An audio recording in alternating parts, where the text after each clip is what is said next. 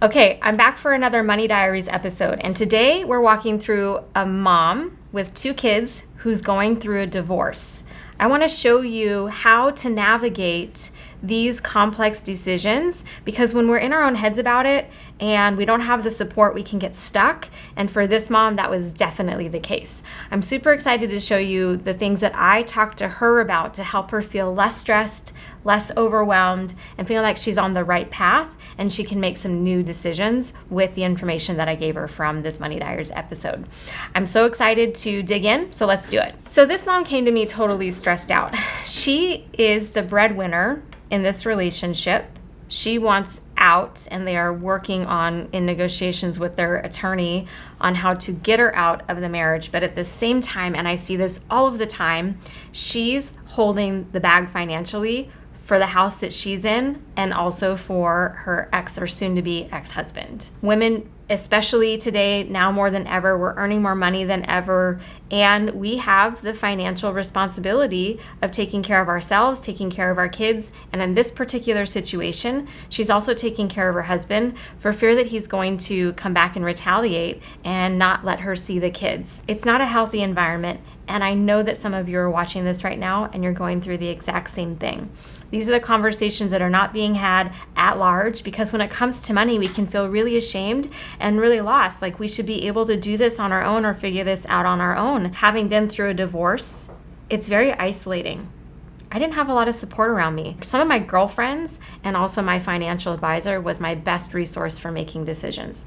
I'm so glad that she reached out to me for help and support. And after a 90-minute coaching session, I was able to help her get the clarity that she needed and the permission that she needed to cut him off and to move forward.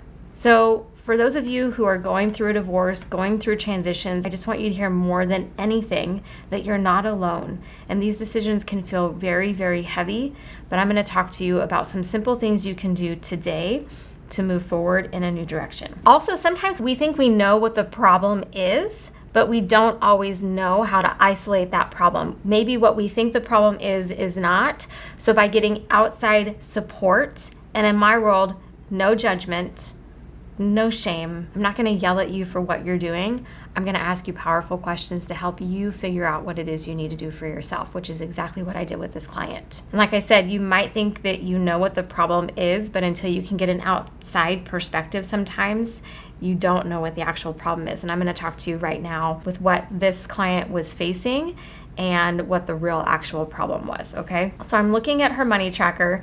Now, her homework leading into this session was for her to fill out my Kiss Money worksheet. So in my world, I have a simple worksheet where I want it to know, just give me a general idea of what's going on. What are the bills that you have? What money's going out? How much money are you making? Where's all this money flowing? And then we had a conversation. She filled me in on how each decision was being made in the household. And then I took that data and I put it into my 12-month money tracker. If you've seen other Money Diaries episodes, you've seen this tracker before, but simply put, this is not a budget. If you've been with me long enough, you know I don't teach budgets anyway. This is a clear way of understanding how the cash is flowing throughout the course of your household, and also so you can see at the end of the month how much you're going to be left with.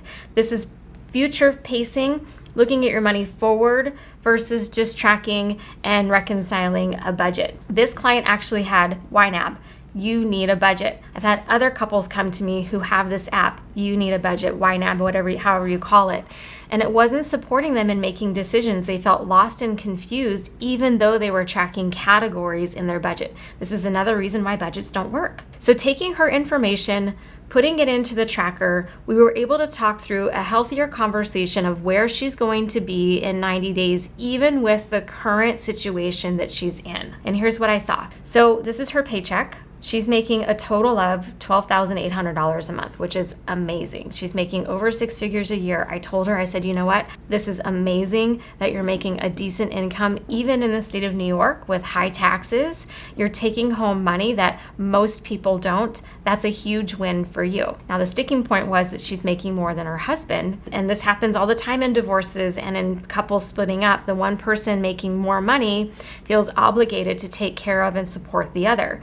We got to let the courts figure that out. There are mandates in every state about what's fair and what's not fair. And for this client with her income in particular, It was actually more of the emotional side of the relationship that was taking its toll on her. Because of the financial abuse that had happened in her relationship and continued emotional abuse that was happening in her relationship, she felt totally disempowered to do what she knew she had to do to get her life on track. And as much as we talked about money in this session, we talked a lot about how she could start creating boundaries and separating herself from this person. We're so close to it, especially going through divorce.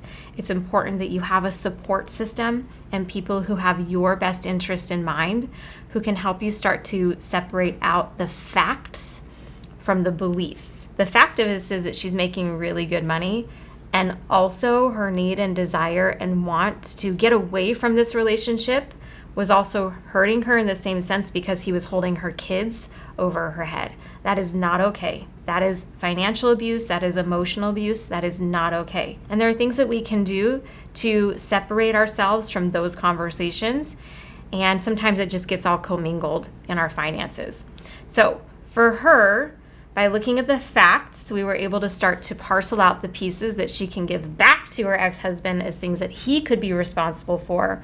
And at the same time, working with her attorney, working with other counselors to help her continue to have a healthy relationship with her kids and move slowly apart from her ex-husband. This marriage was not working for her. She needed to get out. So a couple things. One is we have 2 homes. So as a high-income earner, she's still paying for both homes. So you can see that in her tracker. She's got the rent at the second home that she's living in. She moved out of the primary home to get away from the relationship. That's a win. She did what she had to do to get out of that household to put herself in a safer situation, to give her some peace of mind, to give her some sovereignty. And then she's still paying a good amount of bills for her ex-husband or soon-to-be ex-husband, and that's a pain point for her. So we talked through how she can separate that. I'll come back to that in a minute. So he's paying some bills in the primary home that he's still in.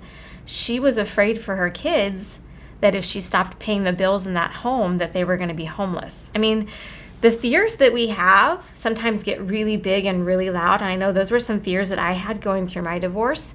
Having talked through it with her, though, we were able to talk through what really would happen in a situation like that. So part life coach, part money coach in this conversation. We walked through her fears and we talked through what really would happen if she stopped paying those bills for that home. Well, it's his home. He's in that home. He's responsible for those bills. She's got to give that responsibility back to him, be willing to face and confront the discomfort of that, and continue to keep her safe and do as much as she can to maintain a healthy, positive relationship with her kids. For me, one of the best things to do in that situation is when you're working with and speaking to and reestablishing a relationship with your kids, do not bash the other significant other in front of your kids. They'll see in their own time who that person is or who that person isn't. Maintain a neutral outlook when it comes to that other person and just do what you have to do to take care of yourself so that you can keep yourself safe and keep your life moving. You got to go to work. You've got to pay the bills. So some of that conversation was, how do we separate this? How can you create boundaries? How can you stop paying these things and know that that's on him? You've got to stop owning that responsibility. And your kids, over time, you can heal those relationships. Hopefully that was helpful for somebody. She's got some medical and dental for her kids. She's going to own that responsibility. I said, that's awesome. At the end of the day, you want to maintain that relationship for your kids, make sure that their needs are taken care of no matter where they're living. That's the right thing to do, male or female, right? Through some of these bills, though, if she stopped paying for his things, right? And again, in a divorce, your attorneys are going to work with you on these things, but we did some money math where if we took out his car payment, we took out the cable for the other house, the second home, her bills right now, everything going out, she's making about $12,800 a month, and she has about $12,735 going right back out. So the first conversation was, how can we put a little bit more money in your own pocket to be able to pay for what it is that you need and want in your life? And that was a couple of things that we decided to eliminate. Keeping the car insurance in there, sometimes that's one of the last things to come apart from a divorce is the car insurance stuff. So without having to figure that out or cancel a car insurance policy, we kept it on there. Stuff for her kids, therapy for her, which is awesome, investing in her own mental health. And then what happened, which is not uncommon. So this is not a bash on her in any way, shape, or form, because this is exactly what I see a lot: credit card debt. attorney's fees. What I've seen with women, when we separate out and we get to be on our own, we want to indulge. Some of that results in credit card debt. I'm not here to say that's bad. It is what it is. And for me, I relied on some credit cards to be able to get me through my divorce, to get me back on my feet, to living on my own, to get out of my house. It was a good way for me to be able to maintain harmony and some consistency in my life with my son. And that was really important to me. So we're seeing some of this in these credit card payments for this client. But there's some good news on this. I'll tell you what it is here next. We've got her spending money, about $1,200 a month. It's not that much. But with even just taking those bills out, those small bills, not paying for her ex-husband's or soon-to-be ex-husband's stuff, she has a little bit of money left over after making sure that the basics are covered. So kids' allowance, hair, lunches, you can see here she's not spending a lot on everyday things. She's keeping it very low-key. She's like, Lisa, I go to work and I come home. And right now it's all that I can do to make sure that my sanity is taken care of and that my kids' needs are taken care of. So I'm not spending a lot of money outside of, groceries and gas. I said, okay, all good. We're not going to try to, in one session, figure all of that stuff out. But the good news is, after meeting her credit card minimums and personal loan minimums, a lot of this came from the relationship that she and her husband were in and facing, where she was paying for a lot of his stuff. This is the financial abuse that we see in relationships, where she's taking on more and more and more with no balance. And that's what resulted in a lot of the debt that she has. We're going to work on course correcting that. No shame, no judgment. It's like, all right, so what? Now what? Here we are. Let's figure it out. So with paying all of her minimums, paying all of her bills, she's making enough to pay her rent. She's making enough to take care of her kids' needs. She is able to take on more work to earn more money. She's meeting her credit card minimums, which is keeping her credit score healthy, and life moves forward. So the simple tweak that we made from this one session was her decision to stop paying for her husband's things that she didn't need to be paying anymore. That was for her clarity that she needed and permission that she needed to go back to her attorneys and make sure that that could happen until the divorce was finalized. Splitting out finances, splitting out marriages and households is a messy business. I want you to hear today, though, that it is not 100% your responsibility. As much as things were happening in a relationship, you can take responsibility for what you can take responsibility for, but the other person has got to step up and take responsibility for their own stuff too. I was stuck in a marriage for a long time where my ex-husband was not paying for anything. And after we separated, he's still not paying child support. So we can't assume that someone else is going to step up and do it for us. And for this client in particular, what was working is that she had enough income, she was taking care of her bills, and she had a future financially. And slowly over time, with getting out of that credit card debt, paying down those loans, she was going to have a healthy financial life again. With these money trackers, because you can see here, I've built it out for 12 months with this client all the way through August of the next year. She can see that she's going to have money, and a lot of us don't feel like we're going to have money. That's a belief, it's a feeling, it's not a fact.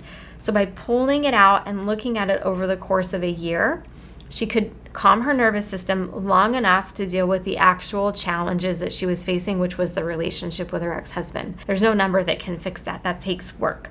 But she's doing what she needs to do to take care of herself and take care of her kids, and that's a huge win.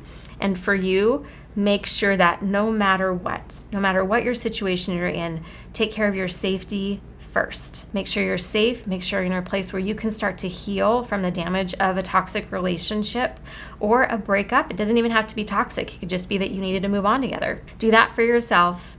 And one of the best steps that you can take is put together a tracker like this. And if you need help, you know where to find me. And in my world, I teach these things online too. You can join my online course. I'll teach you how to get balance, how to get focus, and how to get moving forward. And I think that for this client, that was the ultimate clarity that she needed. If you like this episode of Money Diaries, make sure you click subscribe below, and also find me on Instagram at Savvy Money with Lisa. Send me a private message. And if you want me to go through your finances on my Money Diaries episode and show you what I would do to shift your situation, to give you any insight that you need to help you get out of debt, I'm here, and I would love to know how I can support you. I'll see you there.